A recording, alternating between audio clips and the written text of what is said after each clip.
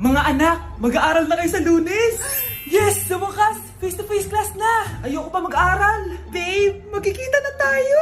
Anay, kailangan ko po ng notebook. Oh, eto sa'yo! Limited edition planner to, ah! Wow! Thank you, Nay! Ang ganda!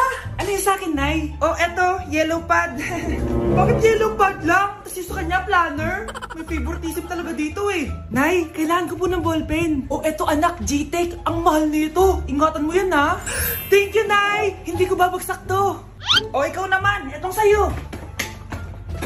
Bakit maleta, Nay? Mag-aaral na ba ako sa ibang bansa? Yan yung gagamitin mo kapag bumagsak ka dahil papalayasin na kita.